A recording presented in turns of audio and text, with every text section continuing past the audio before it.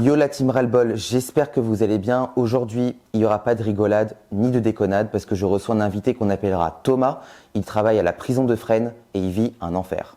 Stéphanie Weisser, déléguée reconquête du Val-de-Marne avec qui je collabore depuis maintenant 1 an, a fait appel à moi pour que je puisse mettre en lumière cette histoire qui pourrait coûter la vie à un homme, celle de Thomas.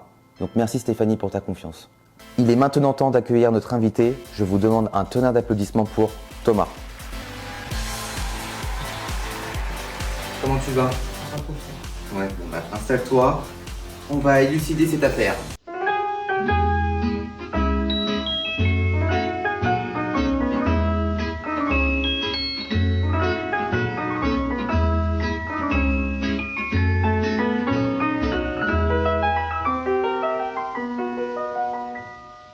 Il revient à ma mémoire des souvenirs familiers.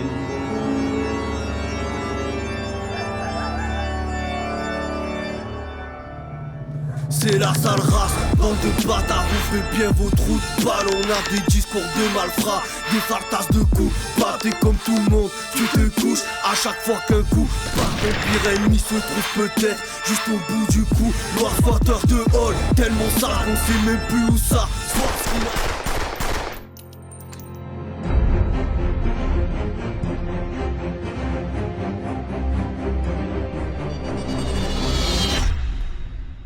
Comment tu vas Thomas? Ça va pas fort en ce moment. Il y a des décisions qui sont prises qui me semblent pas justifiées et ça me met dans une situation de stress. Ouais, parce que je rappelle l'enchaînement, aux téléspectateurs qui nous regardent, c'est que Thomas justement il vit une injustice phénoménale. Donc juste avant on va faire ta chronologie pour comprendre tout ça. Tu commences en tant que stagiaire en 2017, tout se passe très bien, tu as des bonnes évaluations, c'est ça? Exactement, j'ai des bonnes évaluations. Et, à part quelques petites difficultés, c'est gravissime parce que je commence ma carrière professionnelle. Mais dans l'ensemble, les formateurs sont satisfaits de mon travail et je ne peux que progresser. Tu arrives ensuite à la maison d'arrêt du Val d'Oise, une prison assez compliquée. Exactement, c'est une prison très compliquée, le Val d'Oise. On ressent beaucoup de démissions, beaucoup d'arrêts de travail pour burn-out. Les locaux sont très très vieux, enfin, c'est horrible comme prison. Mais je m'accroche et reste professionnel.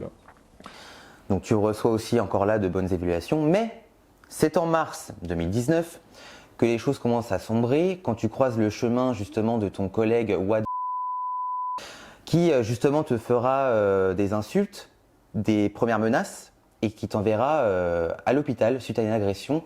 Est-ce que tu peux justement raconter cet épisode-là qui est assez sombre? Exactement. On n'a pas compris la réaction de mon collègue, surveillant. Il a décidé de quitter son secteur et de revenir à mon secteur tout simplement parce qu'il n'a pas eu sa relève de pause déjeuner. C'est pour ça qu'il a reconnu qu'il m'a agressé et insulté, enfin insulté dans un premier temps. On était 2 collègues, il m'a insulté, on a essayé de le calmer, qu'il puisse reprendre ses esprits et qu'il puisse garder son sang-froid. J'ai essayé de lui expliquer la raison de pourquoi je ne pouvais pas le relever. Il n'a rien voulu savoir. J'ai voulu me retirer pour ne pas chercher de conflit. Et là, il est venu et il m'a agressé. Ouais. Parce que un truc aussi qui est très important dans cette histoire, c'est que tu n'as aucun soutien de ta hiérarchie. Parce que Madame Nana, directrice de la maison d'arrêt, ne t'apporte pas de soutien et justement te menace, entre guillemets, je cite, « Je ne vous lâcherai pas ». Parce que tu lui as dit que tu voulais porter plainte et qu'en gros elle était contre ça. Donc comment tu te sens à ce moment-là? Est-ce que tu as justement déposé plainte ou est-ce que tu as cédé à son chantage? Alors à ce moment précis, je suis abasourdi. Ah oui, pour moi, c'est pour moi qu'elle ne puisse pas défendre ce qui doit être juste, ça veut dire la victime, et condamner tout simplement l'agresseur.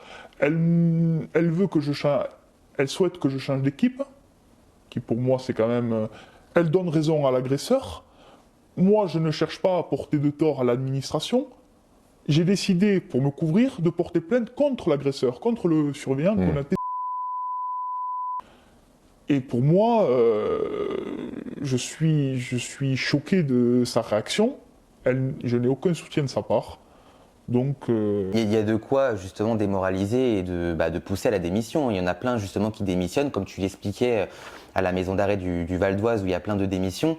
Parce qu'il y en a qui ne sont pas du tout supportés par leur hiérarchie. Quoi. Donc, oui, mais en étant de mon sport rugbyman, je ne veux pas me laisser intimider. Je ne veux pas me laisser intimider et rentrer dans le piège comme de nombreux surveillants ou de nombreux salariés, démissionner, ou même dans les cas les plus extrêmes, mais si c'est vrai, des fois on peut y songer, au suicide. Je m'accroche et reste professionnel. Voilà. J'aime cette profession, j'aime servir l'État, j'aime porter cet uniforme. Je me bats et malgré qu'elle pousse la victime, alors pourquoi elle a défendu le surveillant qu'on a... Ça c'est encore un mystère, mais moi, j'aime mon métier et je veux m'accrocher jusqu'au bout. C'est une belle preuve de courage en tout cas, parce que l'acharnement continue. Tu reçois par lettre recommandée justement une grille d'évaluation assez médiocre. Alors je n'ai plus le nom en tête. Voilà, alors ces évaluations-là ont été faites par monsieur qui justement, cerise sur le gâteau, te fera redoubler et te demandera une mutation disciplinaire. Moi quand j'ai reçu ça chez moi, ça m'a scié direct. Ça m'a scié direct parce que en fait, ce qui est très étonnant, c'est la notation que j'ai lue de A à Z. Il annonce que je suis un mauvais agent, que je ne suis pas disponible pour le service. Il raconte exactement le contraire de ce que mon premier formateur, M. Christophe Barbereau, avait écrit, la notation, 3 mois précédemment. Il raconte complètement l'inverse, alors qu'il ne m'a, lui, le formateur, M. Chabelli, il ne m'a jamais vu. Et ce n'est pas mon formateur de base. Il se permet de m'évaluer de cette sorte, il me met dans toutes les cases, pratiquement mauvais et médiocre partout. En fait, il ne cherche pas du tout à m'évaluer, il cherche juste à me descendre. Il raconte un mensonge en annonçant que je suis un bagarreur, alors que j'ai subi une agression, que la caméra des vidéosurveillance le prouve.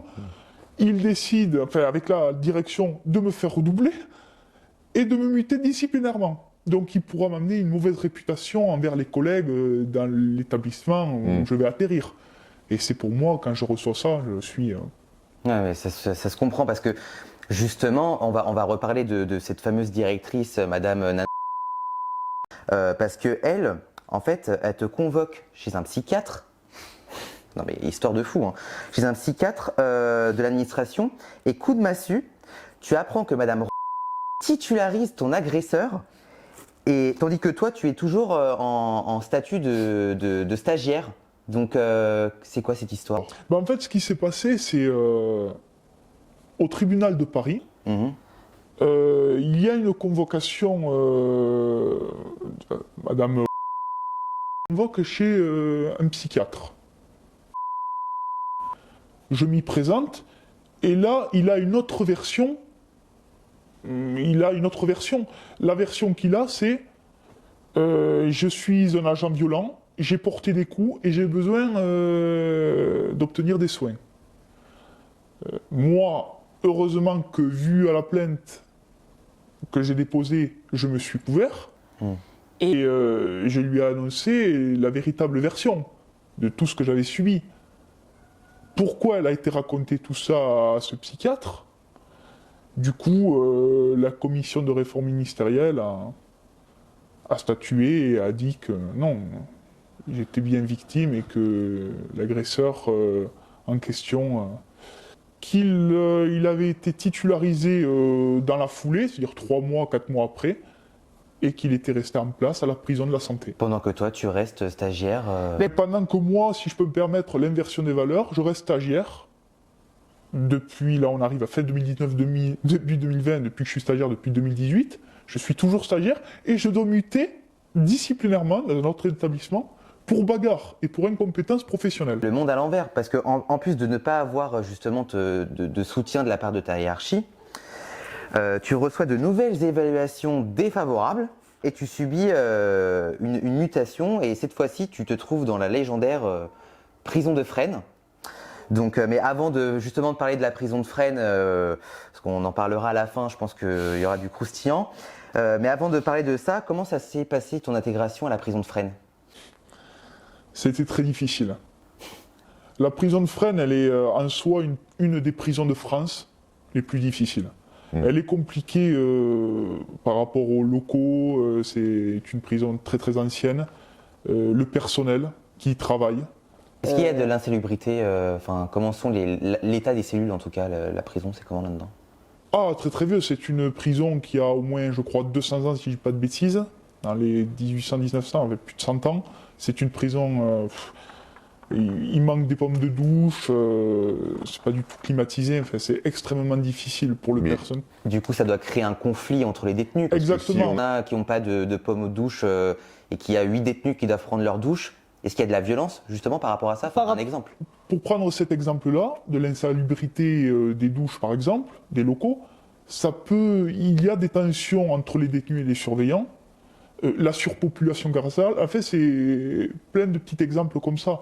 La prison de Fresnes, l'une des plus surpeuplées et dégradées de France, a déjà été plusieurs fois épinglée pour ses conditions de détention. En mars dernier, la contrôleure générale des prisons pointait une situation épouvantable avec un taux d'occupation de 200% et des rats partout. Ce qui a été constaté à Fresnes est au-delà de ce que nous constatons ailleurs. Le fait que les surveillants ne soient pas soutenus par l'administration, par la direction de Fresnes principalement. Ils ne sont pas soutenus. Ils font des heures de travail comme jamais dans d'autres établissements on peut en faire. C'est vrai qu'on n'arrête jamais dans cette prison. C'est extrêmement difficile. Il y a énormément de corruption. Donc des surveillants qui travaillent correctement, ils sont confrontés à des surveillants corrompus. On doit faire attention à tout. C'est extrêmement... à la fin de la journée, on est extrêmement tendu dans cette prison. Ouais. Pour un surveillant qui est carré, qui fait bien son travail. Quelqu'un qui est corrompu, qui... Justement, ça, on va y venir parce que c'est un élément très très important, la corruption justement dans les prisons et plus particulièrement celle de Fresnes. Alors moi je rencontre, on va dire, deux problèmes. Le premier, c'est que mon état d'esprit il est celui-là. Moi, je suis un surveillant pénitentiaire. Ça veut dire... Je suis là aussi pour faire de la réinsertion aux détenus, pour leur expliquer pourquoi ils sont là, mais je suis là aussi pour surveiller les détenus contre les trafics, portables, cannabis, etc. Et le problème, c'est que ça ne colle pas avec certains collègues, certains, pas tous, attention, qui sont corrompus, et avec une direction aussi qui ne sont pas totalement claires, comme le directeur adjoint précédemment qui a été incarcéré pour trafic. Justement, c'est très intéressant de ce que tu parles des téléphones portables dans les cellules, enfin que tu fais bien ton travail, et j'aimerais justement diffuser un audio, donc je vais te le faire écouter. Je suis un surveillant, je me comporte comme un surveillant du style américain ou russe. Ça veut dire, moi je suis carré. Je vais les embêter, je vais trouver 4-5 portables dans la même journée, des batteries de téléphone, du cannabis, et je pars, et je reviens, ça les fait disjoncter. Parce que tu fais ton boulot. Si tu te tombes avec des gens qui sont 70 à 80% des corrompus, et qui font rentrer eux-mêmes les téléphones, eux ils voient le petit nain là à côté et arriver avec 2-3 pots, et j'intercepte des familles quand je suis au parloir, dans lequel ils m'ont évalué favorablement l'attitude, et j'intercepte le fait, une femme en train de se faire tabasser par son mari. Tu vois ? Donc là, ces comportements-là, vu qu'ils n'ont pas la même culture que nous, les agents, pour eux, ils trouvent ça normal qu'une femme se fasse taper par son mari, pas moi. Donc, si on comprend bien, on te reproche de faire ton travail. Donc, en soi, c'est open bar, on doit laisser la drogue dans les prisons, on doit laisser des familles se battre. C'est ça, en fait, la prison de Fresnes. Comment tu vis, toi, quelqu'un qui aime ton métier, qui a envie de faire ton métier et d'être amputé de ça, justement, de ne pas pouvoir le faire et de laisser tout ça. Est-ce que pour toi, il y a de la corruption, justement, à la prison de Fresnes, par exemple? Exactement, mais ce qu'on te fait surtout beaucoup comprendre, on te dit ferme les yeux pour pas créer d'incidents, pour pas créer de conflits. Il est là le problème. C'est que on te dit d'être carré sans vraiment être carré tout en étant carré, mais le problème c'est que quand tu rentres dans une cellule, que tu dois faire une fouille de cellules, tu dois la faire de A à Z, tu dois bien te comporter. Je donne ça comme exemple. Tu ne peux pas juste regarder comme ça et sortir de la cellule. Tu dois faire ton travail. Si tu as affaire à une direction qui est carrée, qui est claire, qu'elle te voit sortir de suite de la cellule, ça ne peut pas bien se passer. Si tu as affaire à une direction corrompue, qu'elle te voit que tu fais bien ton travail, ça ne va pas non plus lui plaire. Donc dans quel positionnement tu dois te trouver? C'est compliqué comme situation, c'est très compliqué. Donc là, nous sommes donc en 2020. Je rappelle aux téléspectateurs qui nous regardent que Thomas a démarré en 2017 en tant que stagiaire. et qu'en février 2020, tu n'es toujours pas titularisé, soit 3 ans après. Exactement. Alors 3 là, ans après, est-ce que c'est normal qu'en 3 ans, on ne titularise pas un fonctionnaire? Tu as fait tes preuves, tu as subi des agressions, tout ça, on te donne même pas justice, on titularise un agresseur et toi toujours pas au bout de 3 ans. Qu'est-ce que tu penses de tout ça? ben, selon moi, déjà, c'est totalement injustifié. C'est illégal parce que par rapport au texte, on ne peut pas laisser un agent dans cette situation, stagiaire pendant 3 ans, ça c'est jamais vu. En fait, ils cherchent tout simplement à me pousser à la démission. Ils cherchent à me pousser à la démission, mais j'aime mon métier. J'aime cet uniforme que je porte. Donc pourquoi je leur donnerais raison? Pourquoi je les laisserais gagner? Ce n'est pas eux à décider quel agent doit rester, quel agent ne doit pas rester. Du moment où l'agent fait bien son travail et que l'agent aime son métier, il reste. Donc je ne suis pas d'accord avec ces décisions, j'aime mon métier, je m'accroche, je fais des courriers, mais je décide de rester en place. Tu as même postulé à des postes qu'on t'a refusés aussi? Exactement, oui, j'ai postulé à plusieurs postes. J'ai postes de cantine, des ELAC, j'ai postulé à plein de postes, de prêches, etc. Des postes qui sont accessibles que si on est titulaire. Malheureusement, je ne le suis pas. Donc des postes en interne, on me les refuse systématiquement. Début 2021, tu subis un grave problème familial. Donc voilà, t'es pas bien, t'es en deuil, tout ça. Et à ce moment-là, donc au moment où c'est très sombre pour toi, tu reçois 6 contrôles médicaux. C'est complètement dingue cette histoire. Ouais, en effet. C'est une période un peu difficile à... C'est compliqué pour moi. Parce qu'à cette période-là, j'ai mon parrain qui est gravement malade. Il cherche vraiment à m'embêter jusqu'au bout, à me faire démissionner. Et du coup, là, je tombe gravement malade. De côté, une maladie qui a un rapport avec l'administration, une maladie personnelle. Et là, en même pas 5 ou 6 mois, même pas, même avant, il m'enchaîne 6 contrôles médicaux. 6 contrôles. C'est juste aberrant. Enfin, Je ne veux pas dire de bêtises, mais je ne sais pas si c'est vraiment légal. 6 contrôles en cette courte durée. Ce qui est sûr, c'est que là, on sera tous d'accord, ils cherchent très clairement à me pousser à bout, à me faire démissionner. Ah oui, on te pousse clairement au suicide. Enfin, pour moi, le suicide, ça ne doit pas rester un tabou. C'est important d'en parler parce qu'il y a beaucoup de fonctionnaires justement qui se suicident, hein, beaucoup chez la police en tout cas, aussi chez les pompiers d'ailleurs. Mais là, vraiment, tu vis quelque chose de dramatique. Déjà, ça fait des années que tu endures de la pression psychologique, du harcèlement, des agressions, on ne te titularise pas, tu perds ton parrain. Et là, on te balance 6 contrôles médicaux sans raison, on te fait passer pour un fou, on te pousse au suicide. Ce qui est extrêmement difficile à supporter, pour moi, bon, au-delà de l'injustice, c'est que tout ce qu'ils prennent à mon encontre, et tout est faux, tout est injuste, ils me font passer pour ce que je ne suis pas, ils me font passer pour un bagarreur, pour un agresseur, pour un fou, comme tu l'as dit. Ils m'enchaînent des contrôles. Tout ça, ce n'est pas du tout justifié. Et malgré ça, malgré que j'aime mon boulot, je m'accroche au mieux possible. C'est compliqué. Après ces contrôles médicaux, je vais mieux physiquement. Je m'accroche. Du coup, je retourne au centre pénitentiaire de Fresnes. Ils ne me lâchent pas.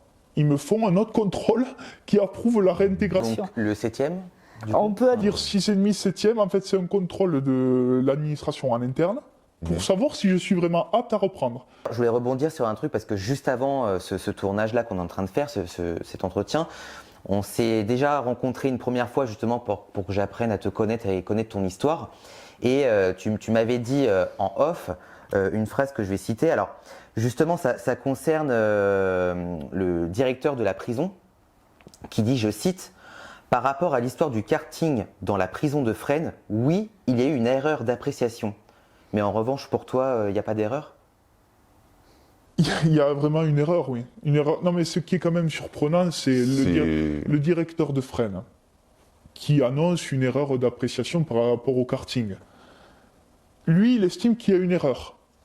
Ce même directeur, la même administration, m'envoie des mises en demeure par rapport au contrôle, me radie des cadres.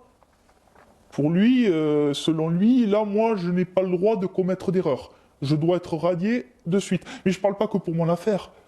Ils se permettent ça pour d'autres agents. eux, ils ont la sanction de suite, mais eux, par contre, ils sont systématiquement mis en place. Eux, pour eux, c'est une erreur d'appréciation. Il n'y a pas de sanction qui suit derrière pour eux, tout est normal. Ça s'appelle l'injustice.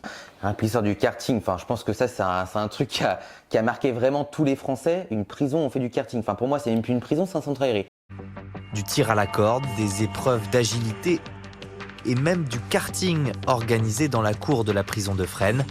Un événement sportif baptisé Koh-Lantès en référence au fameux jeu télévisé. Il viserait à rapprocher détenus et surveillants. Problème, parmi les participants, au moins 2 détenus ont été lourdement condamnés. Le premier pour viol, le deuxième pour meurtre. Et ce sont mes propos. Moi, personnellement, je le dis, je n'ai aucune honte à le dire, enfin, aucune peur, aucune gêne. C'est un centre aéré. Vas-y. Pour être honnête, ce qui me marque le plus dans le karting, c'est de savoir qui a participé au karting. Je parle des détenus. Quand il y a un violeur, qui fait du karting, alors que moi j'ai dû consoler une femme victime de viol quand même, quand elle voit à la télévision son agresseur, son violeur, faire du karting et s'amuser, c'est quoi en fait l'image que tu renvoies? Ça veut dire, moi je peux commettre des actes comme ça, elle est à 2 doigts de se suicider, la victime, et lui, il se permet de faire du karting, de s'amuser, quand il va ressortir. Il va narguer sa victime, il risque de recommencer, et il se dit, même si je recommence et que je suis renfermé, au pire des cas, je ne ferai pas du karting, mais je ferai une activité en dessous, je ferai de la pétanque.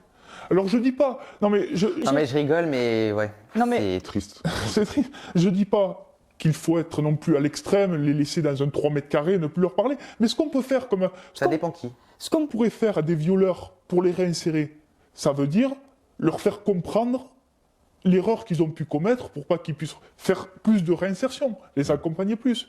On leur fait faire du karting. Des meurtriers aussi. Je trouve ça choquant. J'ai vu des collègues, c'est leur responsabilité, je ne dirais pas plus. Ils ont préféré faire du karting. Faire du karting avec des violeurs, faire joujou. Par contre, certains collègues, et ça c'est très important, n'ont pas eu à l'esprit de se dire on va aller faire peut-être une partie de karting avec Thomas en question, qui n'est pas bien suite qu'il est harcelé et que ça fait 4-5 ans qu'il n'est pas titulaire, pour le remettre d'aplomb, pour lui retrouver le moral, mais on va plutôt aller faire du karting avec un violeur ou avec un meurtrier. Ça ne leur effleure pas l'esprit. Du coup, quand tu parles de tes collègues qui participent à des kartings, tout ça, moi, il y a une question que je me pose et je pense que beaucoup de téléspectateurs se posent. Est-ce que pour toi, avec tout ce que tu vis, il y a une enclave communautaire au sein de tes collègues? Oui. Oui. Qu'on appellera bien évidemment les chances pour la France. Exactement. L'administration, l'État sont en partie responsables. Ils sont en partie responsables pourquoi ? Parce que le problème, c'est qu'ils mettent tous dans un même endroit une communauté qui malheureusement ne s'assimile pas, ne s'intègre pas assez et reste un petit peu, ils parlent dans la langue du pays et ça c'est pas bon. Ce qu'il faudrait faire, c'est que ça soit, si je pourrais dire le mot exact, partagé. Que les postes soient partagés. Malheureusement, c'est qu'ils veulent trop rester en communauté, ils veulent trop rester ensemble. Et si nous, on est isolés, malheureusement, ils n'arrivent pas à se sortir de cette enclave communautaire. Ils n'y arrivent pas. Ils n'y arrivent pas. Ils restent comme au pays, chez eux. Et ça, c'est pas bon. Ça, c'est pas bon. Bah, en tout cas, pour faire la suite de la chronologie de ton histoire, c'est que... mine de rien, il faut quand même qu'il y ait un peu de positif avant que le sombre revienne. C'est que en juin 2021, donc tu intègres les services du parloir et tout se passe relativement bien. Exactement, ça se passe très très bien. Les familles sont contentes de mon travail, je reste carré. Je ne m'embrouille pas avec les familles, mais je peux très bien arrêter une bagarre, une violence conjugale, dans laquelle j'ai intercepté une violence conjugale. J'ai des bonnes évaluations et les formateurs approuvent une titularisation.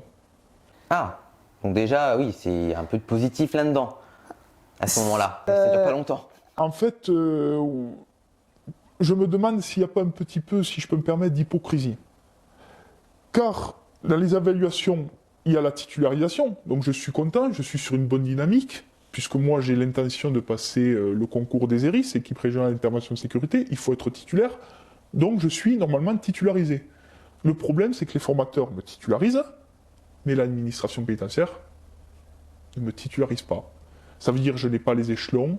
Donc, vu que là on est en juin 2021, ça fait 4 ans que tu n'es toujours pas titularisé. Exactement. Alors de juin 2021, je reste au parloir, jusqu'à mars 2022, mais de juin 2021 jusqu'en octobre 2021, je suis stagiaire, et là les formateurs approuvent en octobre 2021 la titularisation. Mais comment ça se fait que de octobre 2021, alors que les formateurs ont approuvé la titularisation, jusqu'en mars-avril à peu près 2022, la direction ne me titularise pas par un arrêté pour pouvoir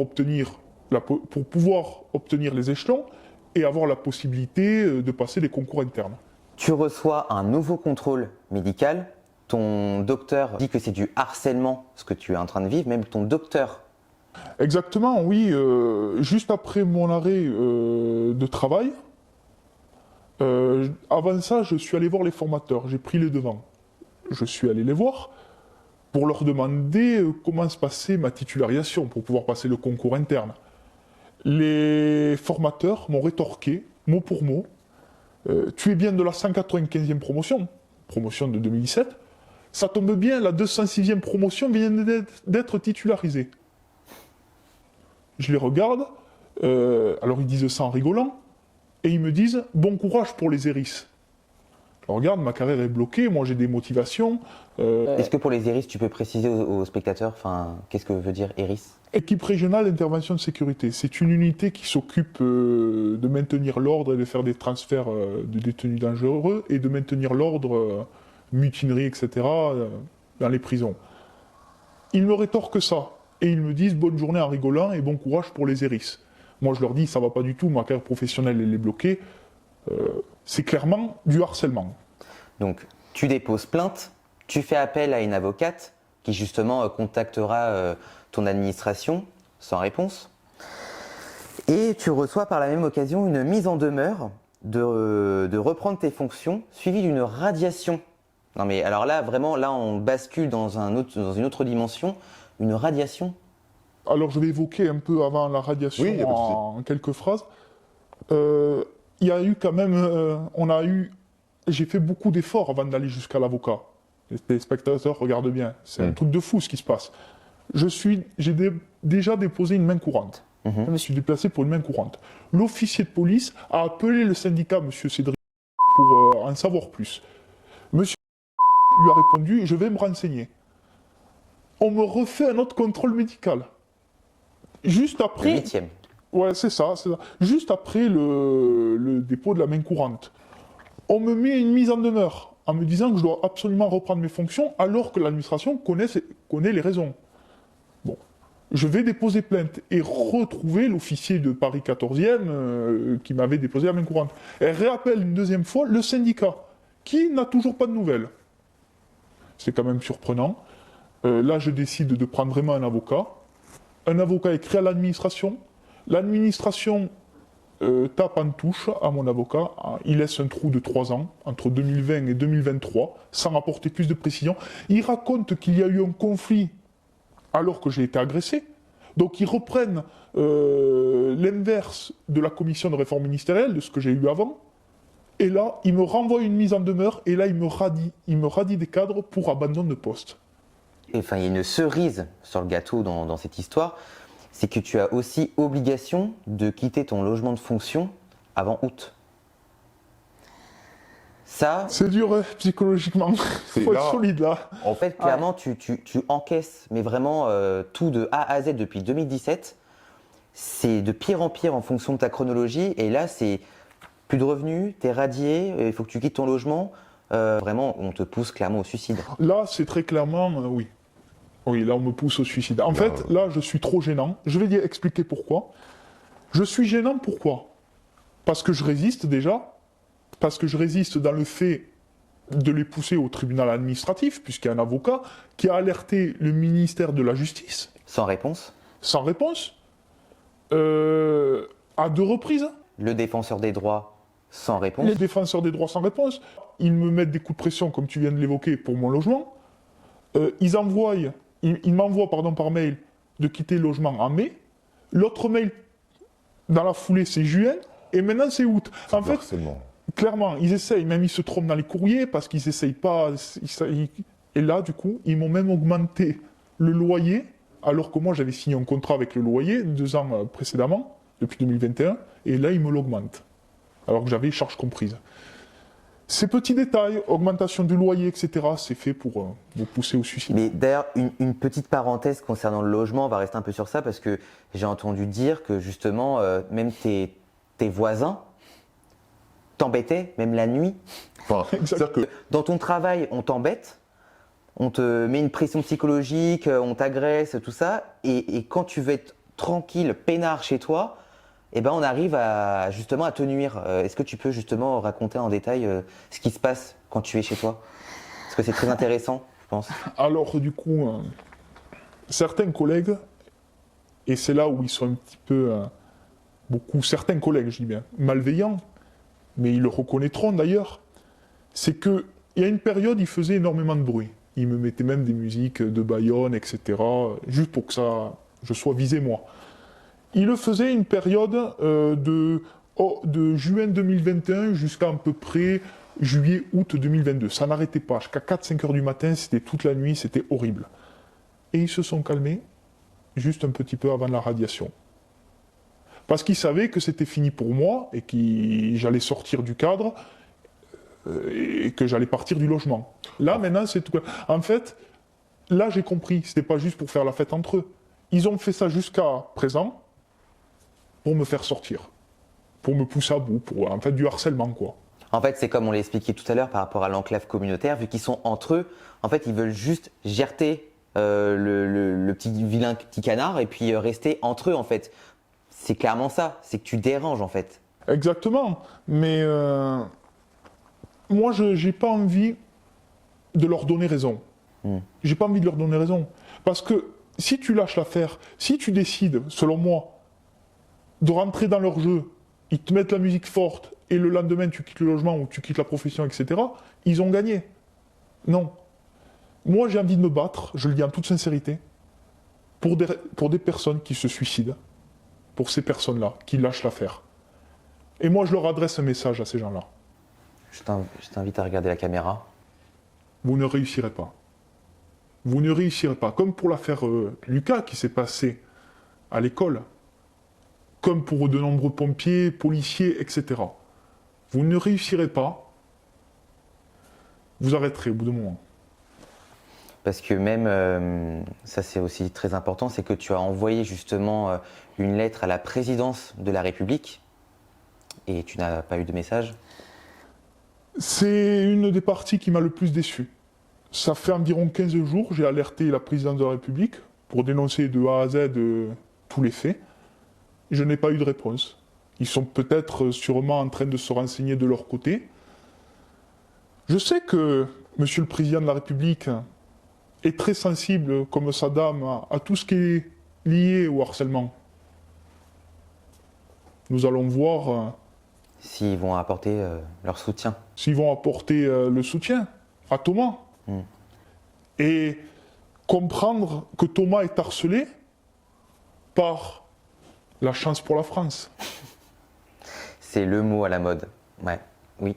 Ceux qui sont une chance pour la France. Ceux qu'il a déjà annoncé, le président de la République, ainsi que de nombreux de ses ministres. Ce sont une chance pour la France. Malheureusement, je suis victime de ça en ce moment, donc, mais je me bats, je m'accroche. Bah, t'es bien courageux. Et là, on arrive à la fin de cette chronologie. Il y a juste un chiffre qu'on va évoquer. 6 000 euros. Là, il me donne 6 000 euros de trop perçus.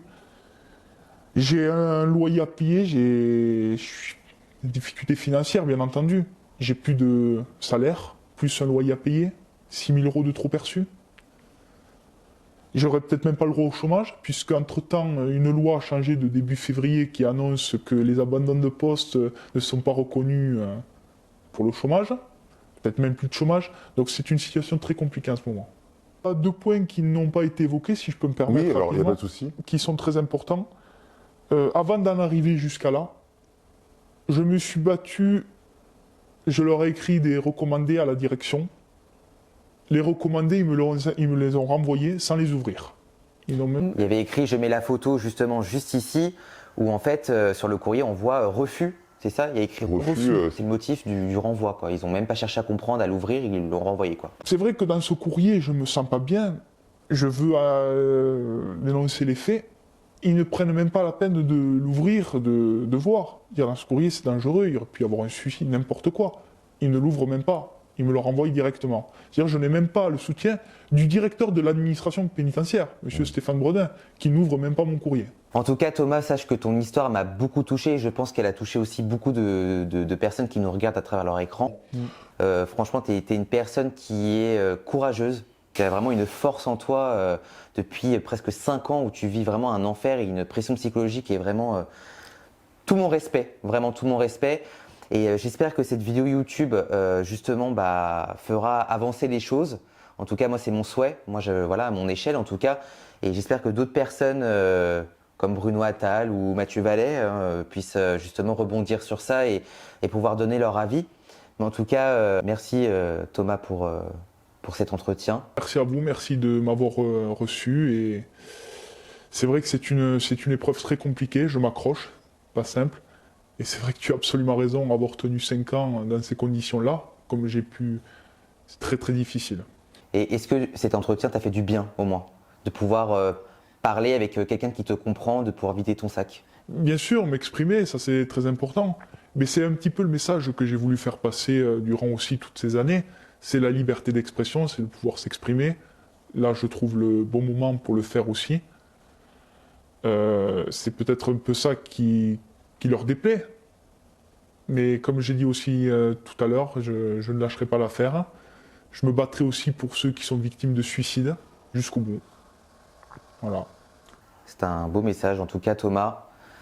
Merci, c'était un plaisir. Et sache que Reconquête Val-de-Marne, on sera là pour toi, pour te soutenir. Merci à vous.